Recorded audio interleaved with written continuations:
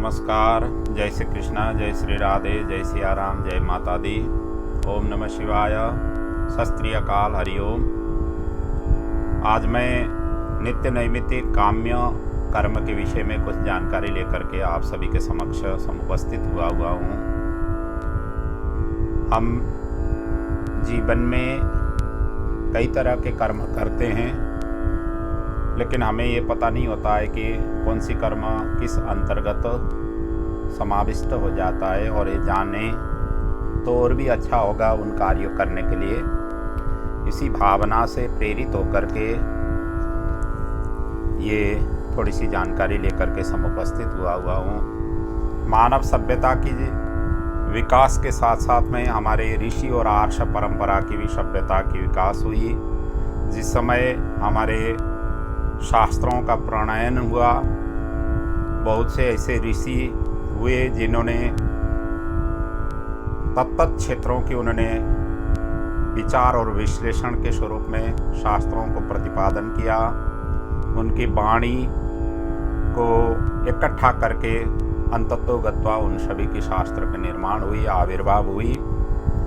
इसी क्रम में जो भी ऋषियों ने ये मार्ग निर्देशन किया और जिस कार्य के लिए उन्होंने मार्ग निर्देशन किया, उन सभी का ही एक विभाजन स्वरूप है नित्य नैमित्तिक और काम्य कर्म। भगवान श्री कृष्ण कहते हैं गीता में, कर्मण्येव अधिकारस्ते मा फलेषु कदाचन। कर्मयोगी बनो, फल की आशा नहीं करो। लेकिन कर्मयोगी बनने के लिए कौन सी कर्म किस क्षेत्र से संबंधित है, ये जानकारी प्राप्त करना हम सभी के लिए जरूरी है। तो कर्म ये 3 प्रकार के हमारे शास्त्रों ने मुख्यतः विभाजन किया हुआ है, और इसके भी कई लंबी चौड़ी व्याख्याएं हैं। अलग अलग ग्रंथों में इनका उपाख्यान मिलती है, कई पुराणों में इनकी उपाख्यान मिलती है। लेकिन उनकी सार और संक्षेप में हमें जो जानकारी हमें जरूरी है, उसी को ही मद्देनजर करते हुए अब ये 3 कर्म के विषय में आप सभी को समक्ष वर्णन कर रहा हूँ। एक तो है नित्य कर्म। नित्य कर्म उसको कहा जाता है जो प्रातः काल जैसे हम उठ जाते हैं, उसके पश्चात शयन पर्यंत कि जो भी कार्य है वो सब नित्य कर्म के अंतर्गत आ जाती है। अपने आध्यात्मिक ऊर्जा को विकसित करने के लिए और नित्य कार्य में हमें चुस्त स्फूर्त बनाने के लिए ये नित्य कर्म विशेषतः हम सभी को करना चाहिए, जो शास्त्रों ने विहित किया हुआ है। यहाँ तो कहा गया है कि संध्या स्नानम जपस्यैव देवतानां च पूजनम वैश्यदेवम तथा आतिथ्यम षड्कर्माणि दिने दिने। ये 6 कर्म करना चाहिए, जिसमें स्नान, संध्या, जप, देव पूजन, बलि वैश्वदेव और अतिथि सत्कार। और इस कार्य के लिए सबसे पहले हम ब्रह्म मुहूर्त में, जैसे भी हमारे समय हो सके तो ब्रह्म मुहूर्त में उठें। नहीं भी बन पाता है तो जैसे हम सभी उठते हैं, सूर्योदय से पहले से ही उठने की कोशिश करें, ताकि ये सभी कार्य अपने से बन पाए। ब्रह्म मुहूर्त उसको कहा गया है, सूर्योदय से 1.5 घंटा पहले का समय ब्रह्म मुहूर्त कहा गया है। यदि 6 बजे सूर्य उगता है तो 4:30 बजे उठना ब्रह्म मुहूर्त बताया गया है। सबसे पहले उठने से बिस्तर में ही बैठ करके हमें कर अवलोकन करना चाहिए, अपने हाथ को प्रणाम करना चाहिए, क्योंकि कर्मयोग के क्षेत्र में हमारे सबसे मजबूत रूप से प्रस्तुत होने वाला आधार स्तंभ का रूप में ये कर है, हाथ है।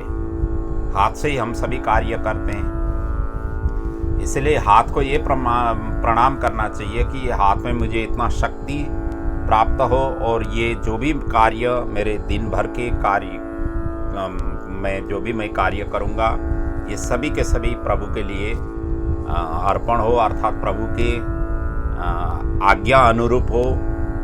प्रभु ने दिया गया मार्ग निर्देशन के उस क्राइटेरिया के अंदर मेरा ये हाथ आगे बढ़े, उस कार्य के लिए आगे बढ़े, ये भावना रखते हुए पहले हाथ को प्रणाम करना चाहिए।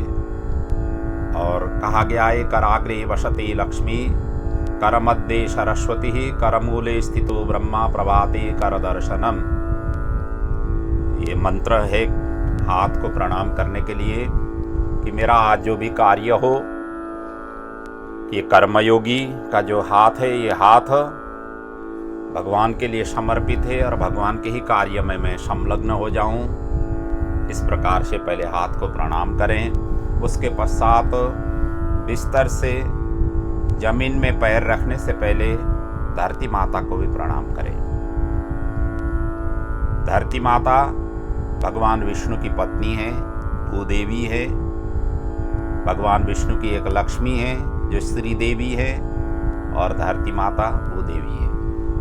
उनको प्रणाम करें कि आज दूसरा जो महत्वपूर्ण हमारे कर्मेंद्रिय है पैर, चरण, जो इन चरणों के माध्यम से ही हम सभी कार्य क्षेत्रों में आगे बढ़ पाते हैं। और भावना यही करके पृथ्वी माता से प्रार्थना करनी है कि हे धरती माता, आपके ऊपर में मेरी चरण आज जहाँ भी जिधर भी जाए, जिस कार्य के लिए भी चरण जहाँ जहाँ भी पहुँचे, आप हमें क्षमा प्रदान करें। और जो भी कार्य चरणों के द्वारा हो जाती है या जहाँ जहाँ जा कर के जो भी कार्य करूँ, ये सभी कार्य आपके लिए ही, संतुष्टि के लिए, आपकी संतुष्टि के लिए, आपकी प्रेरणा से ही मेरे चरण आगे बढ़े। इस भावना से धरती माता को प्रणाम करें। समुद्र वशने देवी पर्वतस्तन मंडिते विष्णुपत्नीं नमस्तुभ्यं पादस्पर्श क्षमस्व में। मेरी चरण आपके ऊपर बैठने से आप हमें क्षमा प्रदान करें। ये करने के पश्चात आपको शौच और स्नान के लिए जाना चाहिए। और उसके पश्चात मंगल दर्शन माता पिता के, यदि साथ में ही माता पिता है तो उनके चरणों से आशीर्वाद लें, उनको प्रणाम करें। फिर उसके पश्चात आप नित्य पूजा अर्चना, जो भी आप ईश्वर की स्मरण करते हैं, भगवत स्मरण करते हैं, गुरु मंत्र का जाप करते हैं, देवताओं की जो भी पूजन करते हैं, और इसी क्रम में अपने कुलदेवी, कुलदेव, इष्ट देव, इनको भी स्मरण करते हुए उनके भी मंत्र जाप जो भी हम नित्य रूप से जो करते हैं उस हिसाब से करना चाहिए।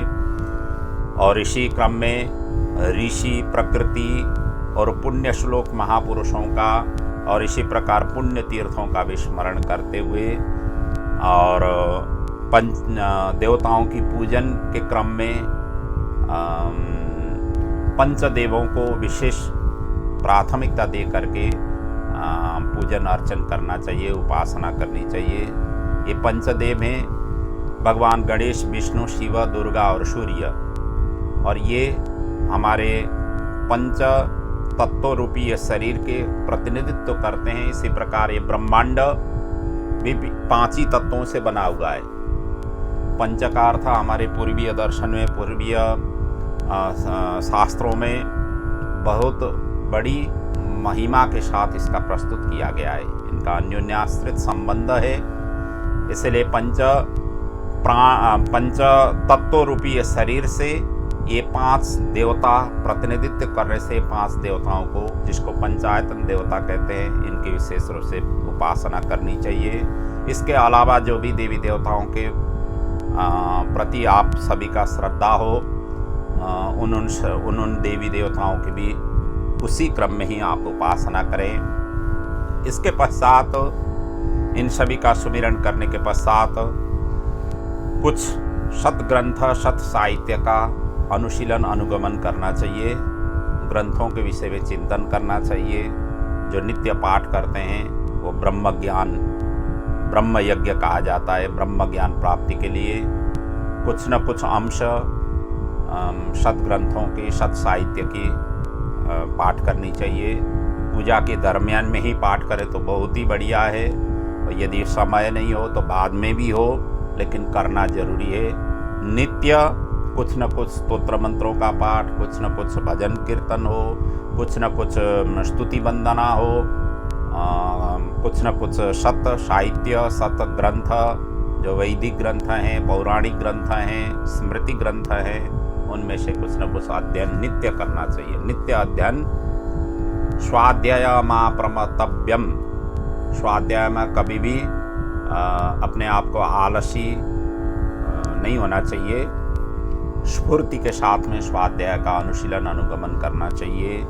इसके पश्चात पितरों के लिए, सूर्य नारायण के लिए जल अर्पण करना चाहिए।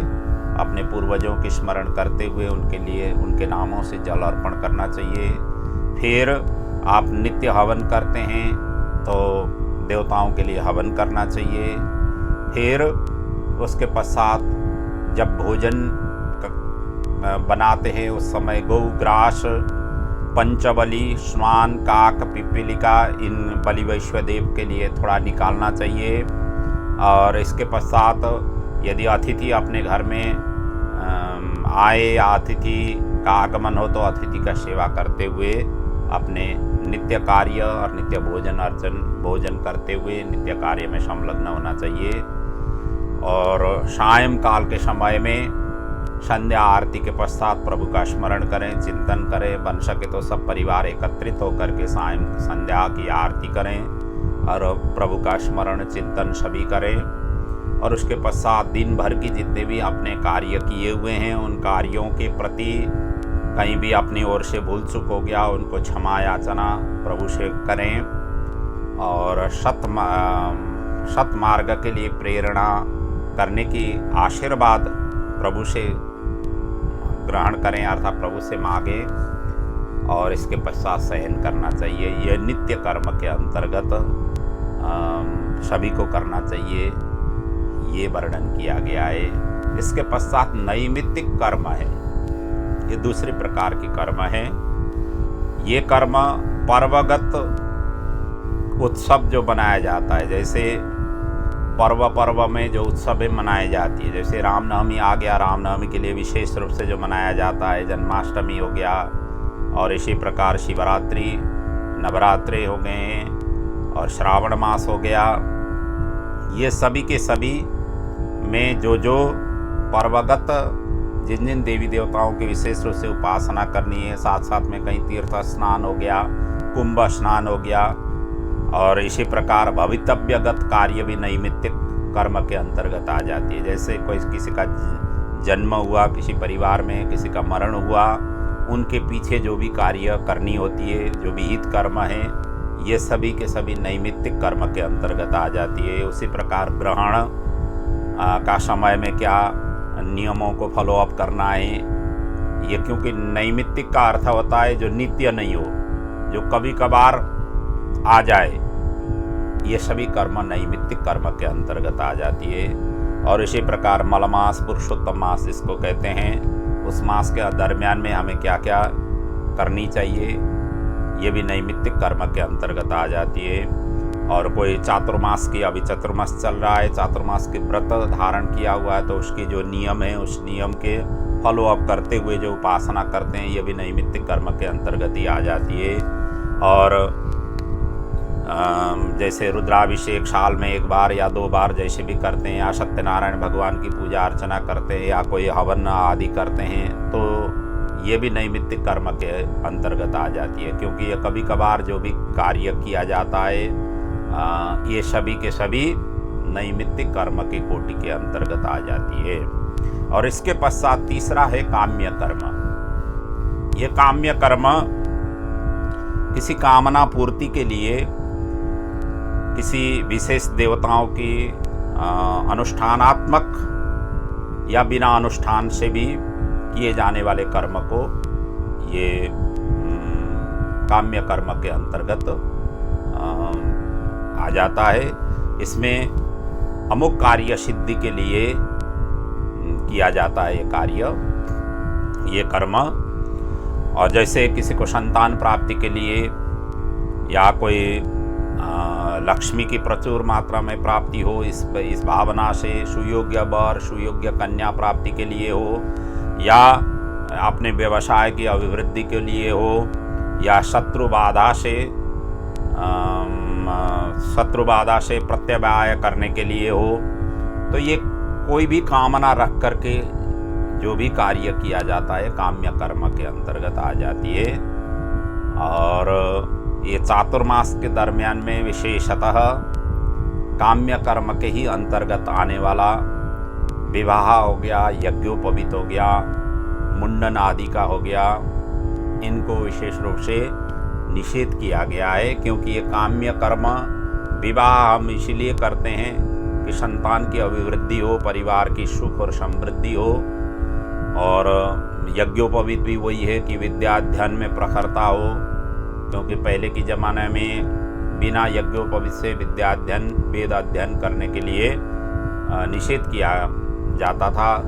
इसलिए इन सभी कार्यों के लिए चतुर्मास में मुहूर्त विज्ञानों ने मुहूर्त शोधन करके दिया नहीं गया है। जैसे कोई नूतन गृह की खात मुहूर्त करनी हो, अर्थात जमीन खुदाई करके जमीन के नीचे जो भी पूजा अर्चना करनी हो, तो वो भी ये नित्य नैमित मतलब चातुर्मास के दरमियान में नहीं दिया गया है, तो नहीं करना चाहिए ऐसा कहा गया है। लेकिन अब जो अच्छे अच्छे पर्व भी इन दिनों में ही आ रहे हैं, जैसे कि मैंने पिछले वीडियो में बताया था कि जितने भी प्रमुख पर्व हैं, त्यौहार हैं, ये चातुर्मास के दरमियान ही आ जाती है। उन दिनों में फिर ऐसे कार्य करने का किसी किसी ग्रंथों में रास्ता दिखा दिया हुआ है। हालांकि मुहूर्त विज्ञान ने निषेध किया हुआ भी किसी किसी ग्रंथों ने। अच्छे दिनों में कोई भी कार्य करें अच्छा ही हो जाता है, इस तरीके से भी निर्देशन दिया हुआ है। और उसी के आधार पर अनेक प्रकार के ये काम्य कर्म भी किए जाते हैं। तो यही थी आप सभी को छोटी सी सूचना देना। तो आपका जीवन सुमधुर रहे, मंगलमय रहे, समृद्धि ऐश्वर्यवान रहे, निरोगी रहे और सुस्वास्थ्य, सभी प्रकार के धन, यश, लक्ष्मी, गुरु और गोविंद की कृपा सदैव रहे। इन्हीं भावनाओं के साथ मैं वाणी को यहीं पर विराम ले रहा हूँ। ओम पूर्णमदः पूर्णमिदं पूर्णात् पूर्णमुदच्यते पूर्णस्य पूर्णमादाय पूर्णमेवावशिष्यते। ओम शांति शांति शांति। ओम।